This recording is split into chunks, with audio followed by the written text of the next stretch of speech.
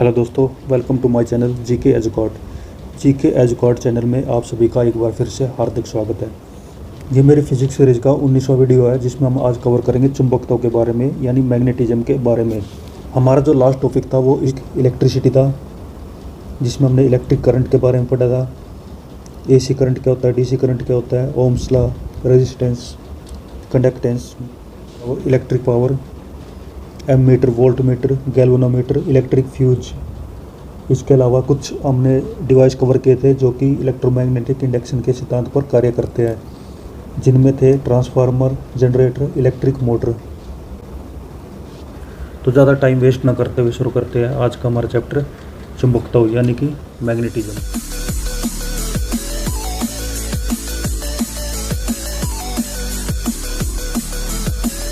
अगर हम चुंबकत्व की बात करते हैं, मैग्नेटिज्म की बात करते हैं, ये बिल्कुल सेम होता है जैसे इलेक्ट्रिक का जो हमने टॉपिक कवर किया था, बिल्कुल सेम होता है। जैसे इलेक्ट्रिक के अंदर हमने क्या पढ़ा था, पॉजिटिव और नेगेटिव चार्ज। सेम मैग्नेट के अंदर होता है, इसके अंदर होता है नॉर्थ और साउथ पोल्स।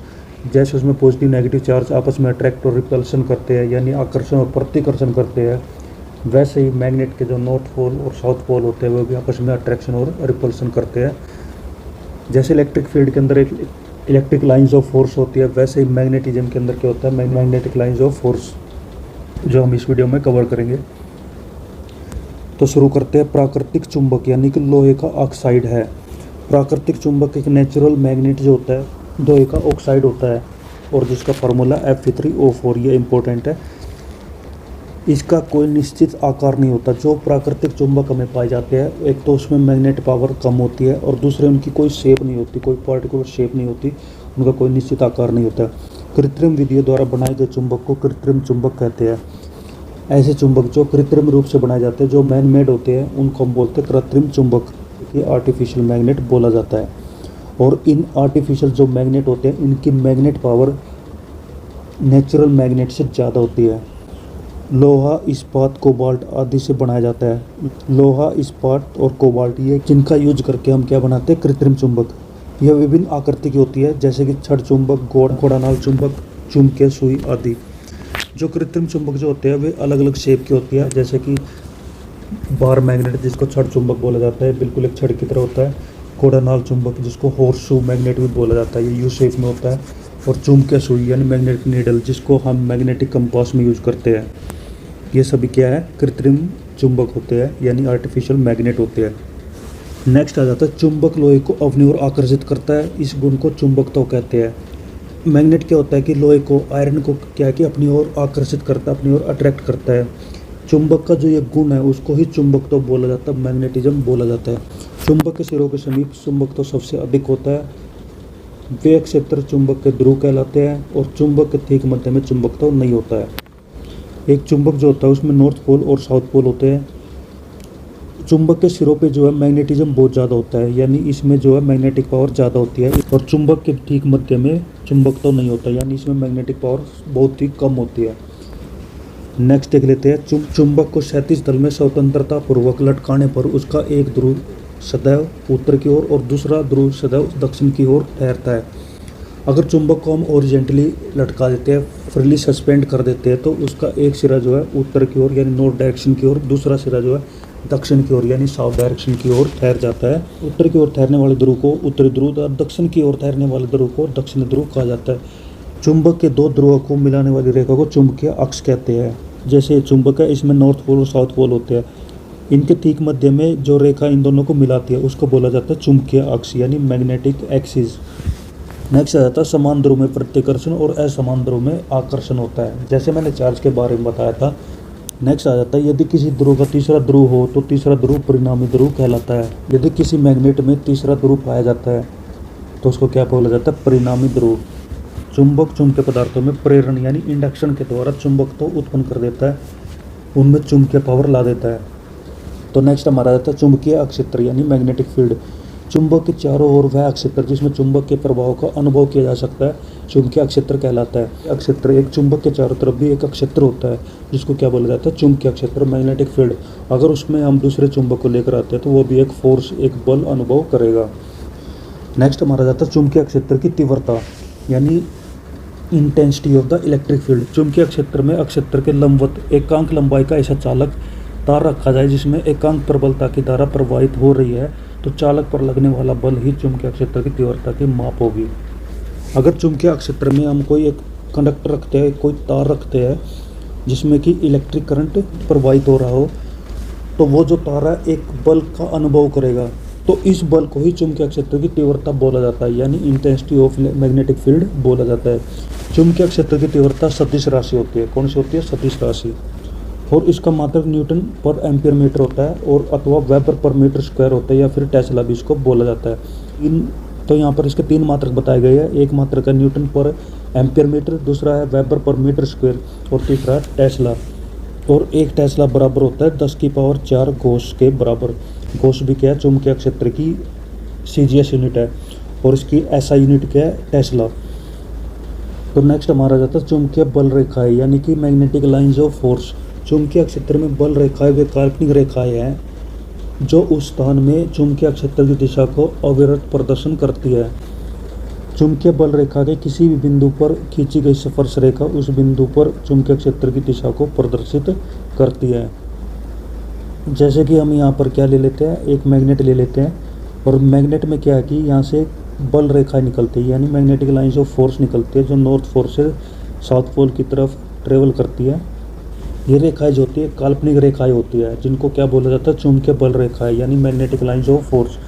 ये मैग्नेट से बाहर जो है नॉर्थ पोल से साउथ पोल की ओर ट्रेवल करती है, लेकिन मैग्नेट के अंदर जो है ये साउथ पोल से नॉर्थ पोल की ओर गति करती है। तो मैग्नेटिक लाइंस ऑफ फोर्स के स्पर्श अगर हम कोई रेखा खींचते हैं, वो मैग्नेटिक फील्ड की डायरेक्शन को बताती है। चुंबकीय सुई जो है उत्तर की तरफ संकेत करती है। चुंबकीय सुई यानी मैग्नेटिक नीडल जो होती है, जो हम कंपास में यूज करते हैं, उसकी डायरेक्शन जो है हमेशा उत्तर की तरफ होती है। मुक्त रूप से लटकी हुई चुंबकीय सुई का अक्ष भौगोलिक अक्ष के साथ 18 डिग्री का कोण बनाता है। तो ये भौगोलिक अक्ष क्या होता है मैं बता देता हूँ। जैसे कि हमारा अर्थ है, और ये होता है हमारा भौगोलिक अक्ष। और हमको पता कि हमारे पृथ्वी जो है अपने अक्ष से कुछ झुकी हुई होती है, जिसके कारण जो है मैग्नेट जो है भौगोलिक अक्ष के साथ 18 डिग्री का कोण बनाता है। कहने का मतलब है मैग्नेट एक्सिस जो होता है, अर्थ का जो भौगोलिक अक्ष होता है उसके साथ 18 डिग्री का कोण बनाता है। नेक्स्ट आ जाता है चुंबकीय बल रेखाओं के गुण। अब हम पढ़ लेते हैं कि मैग्नेटिक लाइंस ऑफ फोर्स जो होती है उनकी क्या क्या प्रॉपर्टीज होती है। चुंबकीय बल रेखाएं सदैव चुंबक के उत्तरी ध्रुव से निकलती है और वक्र बनाती हुई दक्षिणी ध्रुव में प्रवेश कर जाती है, और चुंबक के अंदर से होती पुनः उत्तरी ध्रुव से दक्षिण ध्रुव पर वापस आ जाती है। जैसे मैंने बताया था मैग्नेट के अंदर नॉर्थ पोल और साउथ पोल होते हैं। अगर इसके बाहर की तरफ हम अगर देखते हैं, चुंबकीय बल रेखाएं क्या होती है, वो नॉर्थ पोल से साउथ पोल की ओर ट्रेवल करती है, गति करती है, लेकिन मैग्नेट के अंदर जो है साउथ पोल से नॉर्थ पोल की ओर गति करती है। लेकिन यहाँ पर बताया गया है कि दो बल रेखाएं एक दूसरे को कभी नहीं काटती। अगर हम यहाँ पर दो चुंबकीय रेखाएं लेते हैं तो वे आपस में कभी नहीं काटती। चुंबकीय क्षेत्र जहाँ प्रबल होता है वहाँ बल रेखाएं पास पास होती है। चुंबकीय क्षेत्र ज़्यादा कहाँ होता है? चुंबकीय क्षेत्र ज़्यादा होता है चुंबक के सिरों पर, इसलिए यहाँ पर मैग्नेटिज्म ज़्यादा होता है, चुंबकीय क्षेत्र ज़्यादा होता है, मैग्नेटिक फील्ड ज़्यादा होता है। अगर चुंबक के मध्य में अगर हम बात करते हैं तो वहाँ पर चुंबकीय क्षेत्र बहुत ही कम होता है। नेक्स्ट आ जाता है एक समान चुंबकीय क्षेत्र की बल रेखाएं परस्पर समांतर और बराबर दूरियों पर होती है। मतलब यह है कि जब चुंबकीय रेखाएं एक दूसरे के पैरेलल होती है, परस्पर समांतर होती है, तो वो चुंबकीय क्षेत्र कैसा होता है? एक समान चुंबकीय क्षेत्र, यानी कि यूनिफॉर्म मैग्नेटिक फील्ड। तो नेक्स्ट हमारा जाता है चुंबकीय पदार्थ यानी मैग्नेटिक सब्सटेंस। कहने का मतलब है कि चुंबक के आधार पर जो पदार्थों को 3 प्रकार से बांटा गया, जिसमें आ जाता है प्रतिचुंबकीय पदार्थ जिसको डायमैग्नेटिक सब्सटेंस बोला जाता है, अनुचुंबकीय पदार्थ जिनको पैरामैग्नेटिक सब्सटेंस बोला जाता है, और तीसरा आ जाता है लोह चुंबकीय पदार्थ यानी फेरोमैग्नेटिक सब्सटेंस। तो यहाँ पर हम देख लेते हैं प्रतिचुंबकीय पदार्थ यानी डायमैग्नेटिक सब्सटेंस क्या होते हैं। प्रतिचुंबकीय पदार्थ वे पदार्थ होते हैं जो चुंबकीय क्षेत्र में रखे जाने पर क्षेत्र की विपरीत दिशा में अपोजिट डायरेक्शन में चुंबकित हो जाते हैं। इस प्रकार के पदार्थ जब हम चुंबकीय क्षेत्र में रखते हैं, चुंबकीय क्षेत्र में लेकर जाते हैं, तो उनमें जो मैग्नेट होगा, उनमें जो मैग्नेट बनेगा वो चुंबकीय क्षेत्र की विपरीत दिशा में बनेगा, अपोजिट डायरेक्शन में बनेगा। इसके एग्जाम्पल यहाँ पर बताए गए हैं। जस्ता, बिस्मत, तांबा, चांदी, सोना, हीरा, नमक, जल आदि जो है प्रतिचुंबकीय पदार्थों के उदाहरण हैं। नेक्स्ट आ जाता है अनुचुंबकीय पदार्थ यानी पैरामैग्नेटिक सब्सटेंसेस। अनुचुंबकीय पदार्थ वे पदार्थ होते हैं जो चुंबकीय क्षेत्र में रखने पर अक्षेत्र की दिशा में, मैग्नेटिक फील्ड की डायरेक्शन में थोड़ी सी कम से कम एक से कम चुंबकीय हो जाते हैं। तो इस प्रकार के पदार्थ जिनको अगर हम चुंबकीय क्षेत्र में रखते हैं और उनमें जो मैग्नेट जो है चुंबकीय क्षेत्र की दिशा में बनता है लेकिन बहुत ही कम बनता है, उसकी वैल्यू 1 से कम होती है। ये जो वैल्यू होती है इसकी कोई मात्रक नहीं होता, इसको सिर्फ ये बताया गया है कि यह चुंबक, इसमें जो चुंबकीय होगा वो 1 से कम होगा। तो इस प्रकार के पदार्थ को क्या बोला जाता है? अनुचुंबकीय पदार्थ यानी पैरामैग्नेटिक सब्सटेंसेस। और इसके एग्जांपल्स है प्लेटिनम, क्रोमियम, सोडियम, एल्यूमिनियम और ऑक्सीजन्स। ये सभी एग्जांपल जो है ये इंपॉर्टेंट है। नेक्स्ट आ जाता है लोहा चुंबकीय पदार्थ यानी फेरोमैग्नेटिक सब्सटेंसेस। लोहा चुंबकीय पदार्थ वे पदार्थ होते हैं जो चुंबकीय क्षेत्र में रखने पर अक्षेत्र की दिशा में प्रबल रूप से स्ट्रोंगली चुंबकित हो जाते हैं, उनमें चुंबक उत्पन्न हो जाता है। तो लोह चुंबकीय पदार्थ वे पदार्थ होते हैं जब हम उनको चुंबकीय क्षेत्र में रखते हैं तो उनमें चुंबकीय क्षेत्र की तरफ मैग्नेट बन जाता है। तो इसके एग्जाम्पल है लोहा, निकल और कोबाल्ट। नेक्स्ट आता है डोमेन। लोह चुंबकीय पदार्थों में प्रत्येक परमाणु एक चुंबक होता है और उसमें असंख्य परमाणुओं के समूह होते हैं जिन्हें डोमेन बोला जाता है। हम जानते हैं कि हर पदार्थ के अंदर जो है परमाणु होते हैं, एटम्स होते हैं। तो लोहा चुंबकीय पदार्थों में जो एटम्स जो पाए जाते हैं वो अपने आप में एक चुंबक की तरह कार्य करते हैं, यानी वे एक प्रकार से एक चुंबक ही होते हैं, एक मैग्नेट होते हैं। तो इस प्रकार से इन एटम्स के ग्रुप को यानी परमाणुओं के समूह को क्या बोला जाता है? डोमेन बोला जाता है। और एक डोमेन में लगभग 10 की पावर 18 से लेकर 10 की पावर 21 तक परमाणु होते हैं, एटम्स पाए जाते हैं। लोहा चुंबकीय पदार्थों का तीव्र चुंबकत्व इन डोमेनों के कारण ही होता है, यानी पदार्थ के अंदर जितने ज़्यादा डोमेन पाए जाते हैं वो उन चुंबकीय पदार्थों में मैग्नेटिज्म उतना ही ज़्यादा पाया जाता है। जैसे लोहा चुंबकीय पदार्थों में सबसे ज़्यादा डोमेन पाए जाते हैं। तो नेक्स्ट हमारा रहता है क्यूरी ताप यानी कि क्यूरी टेम्परेचर। क्यूरी ताप वह ताप है जिसके ऊपर पदार्थ अनुचुंबकीय है, वह जिसके नीचे पदार्थ लोहा चुंबकीय हो जाता है। तो क्यूरी टेम्परेचर क्या होता है? जब हम लोहा चुंबकीय पदार्थों को गर्म करते हैं और उसको इतना गर्म करते हैं कि एक ऐसा टेम्परेचर आ जाता है जहाँ पर लोहा चुंबकीय पदार्थ जो है अनुचुंबकीय पदार्थ में बदल जाते हैं, यानी कि उनकी चुंबकीय पावर कम हो जाती है, मैग्नेटिक पावर कम हो जाती है। तो उस टेम्परेचर को बोला जाता है क्यूरी टेम्परेचर यानी क्यूरी ताप। लोहा तथा निकल के लिए क्यूरी ताप के मान क्रमशः 770 डिग्री सेल्सियस और 358 डिग्री सेल्सियस होता है। यानी लोहे को अगर हम 770 डिग्री सेल्सियस गर्म करते हैं तो वो किस में बदल जाता है? अनुचुंबकीय पदार्थ में। उसी प्रकार से निकल को अगर हम 358 डिग्री सेल्सियस पर गर्म करते हैं तो वो भी अनुचुंबकीय पदार्थ में बदल जाता है। नेक्स्ट आ जाता है अस्थायी चुंबक बनाने के लिए नरम लोहे का प्रयोग किया जाता है। टेम्परेरी मैग्नेट अगर हम बनाते हैं तो उसमें हम किसका यूज करते हैं? नरम लोहे का, सॉफ्ट आयरन का। स्थायी चुंबक बनाने के लिए, परमानेंट मैग्नेट बनाने के लिए हम किसका यूज करते हैं? इस्पात का। नेक्स्ट आ जाता है भू चुंबकत्व यानी टेरेस्ट्रियल मैग्नेटिज्म। किसी स्थान पर पृथ्वी के चुंबकीय क्षेत्र को 3 तत्वों के द्वारा व्यक्त किया जाता है। अगर किसी स्थान पर, अर्थ के ऊपर किसी पोजीशन पर, किसी स्थान पर अगर हम चुंबकीय क्षेत्र को लेकर बात करते हैं तो उसके 3 कारक होते हैं जिनके द्वारा उसके बारे में बताया जाता है। जिनमें क्या होता है? दिक्पात कोण जिसको एंगल ऑफ डिक्लाइनेशन भी बोला जाता है, नमन कोण जिसको एंगल ऑफ डिप बोला जाता है, चुंबकीय क्षेत्र का क्षैतिज घटक यानी कि horizontal components of earth magnetic field. तो पहला जाता है दिक्पात कोण। किसी स्थान पर भौगोलिक याम्योत्तर तथा चुंबकीय याम्योत्तर के बीच के कोण को क्या कहते हैं? दिक्पात कोण कहते हैं, एंगल ऑफ डिक्लाइनेशन बोला जाता है। भौगोलिक याम्योत्तर और चुंबकीय याम्योत्तर क्या होता है मैं बता देता हूँ। पृथ्वी के अक्ष को, पृथ्वी के एक्सिस को क्या बोला जाता है? भौगोलिक याम्योत्तर बोला जाता है।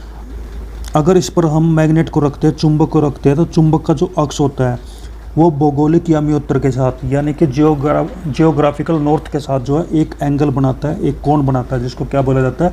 दिक्पात कोण। नेक्स्ट आ जाता है नमन कोण। किसी स्थान पर पृथ्वी का चुंबकीय क्षेत्र क्षैतिज तल के साथ जितने का कोण बनाता है उसे उस स्थान का नमन कोण कहते हैं। और ये नमन कोण जो होता है वो पृथ्वी के ध्रुव पर 90 डिग्री का होता है और विषुवत रेखा पर यानी इक्वेटर पर 0 डिग्री का होता है। अर्थ जो होती है उनके बीचों बीच जो है एक रेखा गुजरती है, जिस क्या बोला जाता है? विषुवत रेखा है। और पृथ्वी अपने अक्ष के चारों तरफ घूमती है, उसको क्या बोला जाता है? पृथ्वी अक्ष। के ऊपर नॉर्थ पोल होता है और नीचे की तरफ साउथ पोल होता है। अगर चुंबक को हम विषुवत रेखा पर रखते हैं तो वो क्षैतिज तल के साथ यानी हॉरिजॉन्टल लाइन के साथ 0 डिग्री का कोण बनाती है, क्योंकि पृथ्वी के अक्ष के साथ चुंबक जो है पैरेलल हो जाता है, जिसके कारण वो 0 डिग्री का कोण बनाती है। अगर हम ध्रुव की बात करते हैं तो उसका क्षैतिज तल और ध्रुव पर ले जाने पर चुंबक जो है बिल्कुल खड़ा हो जाता है। क्यों? क्योंकि पृथ्वी का नॉर्थ पोल और चुंबक का साउथ पोल एक दूसरे को अट्रैक्ट करते हैं, जिसके कारण ध्रुव पर जो है चुंबक खड़ा हो जाता है और वो 37 तल के साथ कितने का कोण बनाता है? 90 डिग्री का। नेक्स्ट हमारा आता है चुंबकीय क्षेत्र के 37 घटक।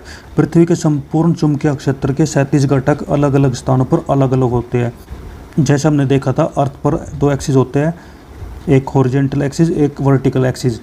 तो इसके हॉरिजॉन्टल एक्सिस को क्या बोला जाता है? 37 घटक। चुंबक का 37 घटक बोला जाता है और ये अलग अलग स्थानों पर अलग अलग होता है, परंतु इसका मान जो है लगभग 0.4 गोस होता है। किसका? पृथ्वी क्षेत्र के 37 घटक का मान 0.4 गोस होता है, यानी कि 0.4 गुणा में 10⁻⁴ टेस्ला, क्योंकि एक टेस्ला के अंदर 10⁴ गोस होते हैं, इसलिए गोस को हम टेस्ला में कन्वर्ट कर देते हैं तो इसकी वैल्यू आ जाता है 0.4 गुणा में 10⁻⁴ टेस्ला।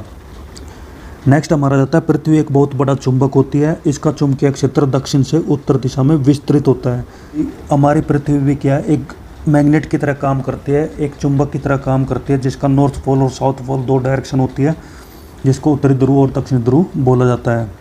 तो दोस्तों आज का ये वीडियो हम यहीं पर ख़त्म करते हैं।